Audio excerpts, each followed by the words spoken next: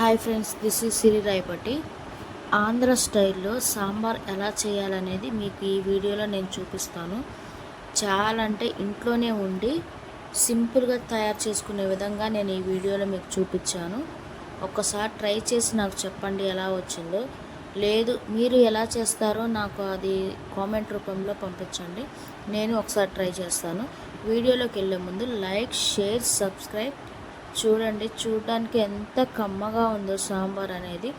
నా దగ్గర ఉన్న వెజిటేబుల్స్తో మాత్రమే చేశాను, ఇంకా చాలా వేసుకోవచ్చు వెజిటేబుల్స్. ప్రజెంట్ ఇంట్లో ఉన్న వాటితోటి నేను సింపుల్గా ఆంధ్ర స్టైల్లో నేను సాంబార్ చేశాను. చాలా అంటే చాలా టేస్టీగా కూడా వచ్చింది. ఒక్కసారి మీరు ట్రై చేయండి ఫ్రెండ్స్, చాలా బాగుంటుంది. ఇడ్లీలో తినచ్చు, నార్మల్ రైస్లో తినచ్చు, నార్మల్ పులావ్లో కూడా వేసుకొని తినచ్చు. అంత టేస్ట్ బాగుంటుంది అన్నమాట సాంబారు. ఒకసారి మీరు ట్రై చేసి నాకు చెప్పండి.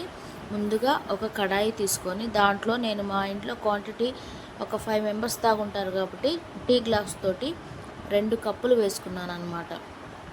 మీరు కూడా అలా ట్రై చేయండి. వాష్ చేసుకొని కొన్ని వాటర్ పోసుకొని జస్ట్ విజిల్ వచ్చేదాకా ఉంచుకుంటే చాలు.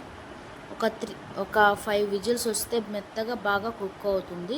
దాంట్లో కావాల్సిన ఇంగ్రీడియంట్స్ పచ్చిమిర్చి, ఆనియన్స్, టమాటో, కొత్తిమీర, కరివేపాకు, బెండకాయ, వంకాయ, దొండకాయ, మునక్కాయ, క్యారెట్, దోసకాయ.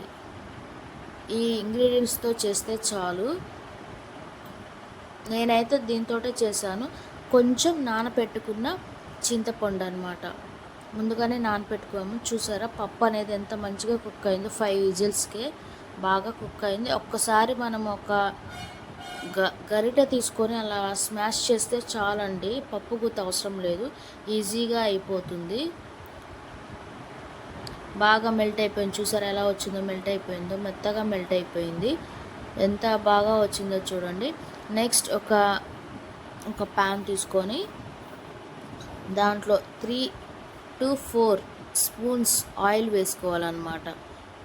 నేను ఎలా చేస్తున్నానో అలా ప్రాసెస్లోనే మీరు చేసుకోండి, ఈజీగా అయిపోతుంది, సింపుల్గా అయిపోతుంది, ఎక్కువ సమయం కూడా పట్టదనమాట. అది బాగా హీట్ ఎక్కాలి. ఫస్ట్ హీట్ ఎక్కాక చూసండి, కడిగి పెట్టుకున్న కరివేపాకు, తాలింపు గింజలు ఒకటి, కొందరు ఏంటంటే జీలకర్ర, సాయిపప్పు విడివిడిగా వేస్తారు, నేను కలిపి వేస్తాను. అలాగే ఎండుమిర్చి 2 కట్ చేసి పెట్టుకున్నవి, అవి కొంచెం బాగా వేగనివ్వాలన్నమాట.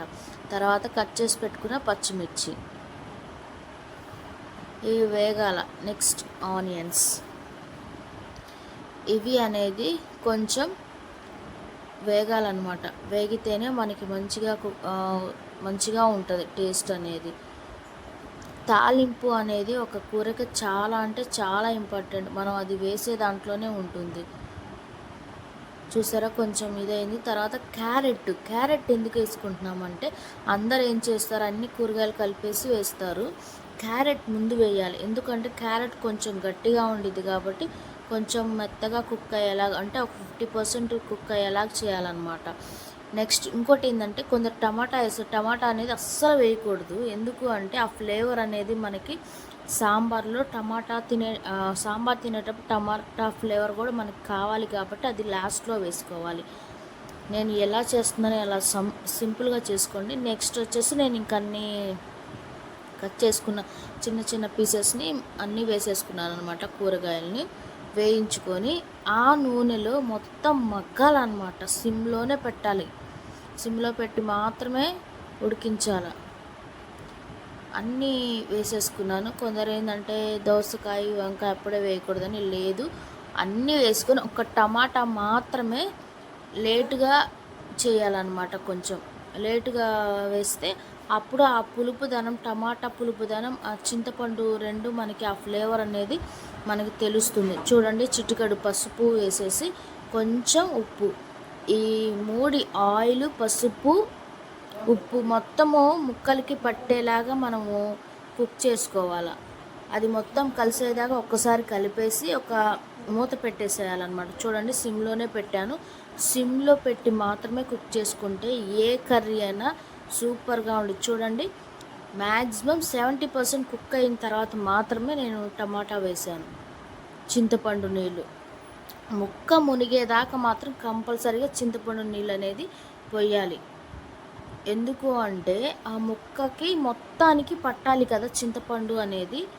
అప్పుడు మనకి ఆ టేస్ట్ అన్నీ తెలిసిద్ది. చూడండి ఫైనల్గా 80% కుక్ అయిన తర్వాత నేను పప్పు ఇందాక థిక్గా ఉంది, కొంచెం చింతపండుతోటే వాటర్ కొంచెం వేసేసుకొని బాగా కొంచెం వాటరీగా ఉన్నప్పుడు మాత్రం బాగుండిద్ది. బాగా గట్టిగా అంటే కొంచెం మంచిగా అంటే కొంచెం గడ్డగా ఉండిద్ది. సాంబారు బాగా థిక్గా ఉండిద్ది. సో అందుకని కొంచెం వాటర్ పోసేసుకొని ఆ తర్వాత నేను దాంట్లో వేసేసాను అనమాట. వేసి బాగా మిక్స్ చేయాలన్నమాట మొత్తం అన్ని ఇంగ్రీడియంట్ కలిసేలాగా. కొందరు ఏంటంటే ఆంధ్ర అంటే కారం అంటారు కదా, మన సాంబార్కి కారపొడి కంపల్సరీగా పడాలన్నమాట, వేయాలి. చూడండి సాంబార్ అనేది తెలుస్తుంది.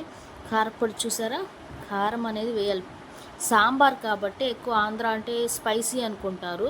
సాంబార్కి అంత స్పైసీ అవసరం లేదు, నాన్ వెజ్కి అయితే ఎక్కువ యూస్ చేయొచ్చు. చూడండి జస్ట్ అలా కొంచెం ఒక అర టీ స్పూన్ కారం మాత్రమే వేయాలి. వేసి మొత్తం స్ప్లిట్ చేయాలి. మొత్తం అంటే గడ్డలు లేకుండా మొత్తం కలిపేయాలన్నమాట. చూడండి ఎంత బాగా కుక్ అయ్యి అలా వస్తుందో. Last sambar powder. నేను ఏ సాంబార్ పౌడర్ వాడానో మీకు కావాలంటే నాకు కామెంట్స్ రూపంలో పంపించండి. ఆ పౌడర్ గురించి ఇంకో వీడియో మీకు చేస్తాను. 2 స్పూన్లు వేసుకున్నాను అనమాట. చూడండి బాగా కుక్ అయింది. చాలా అంటే చాలా టేస్టీగా కూడా బాగుంది. ఫైనల్ మాత్రం మనం కొత్తిమీర మాత్రం అస్సలు స్కిప్ చేయకూడదు, అది ఫైనల్ లుక్.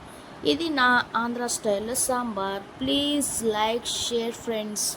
కొత్తగా చేస్తున్నాను కాబట్టి కొంచెం సపోర్ట్ చేయండి. నా వీడియోస్ మీకు నచ్చినా కానీ లైక్ చేయండి please. Thank you so much friends.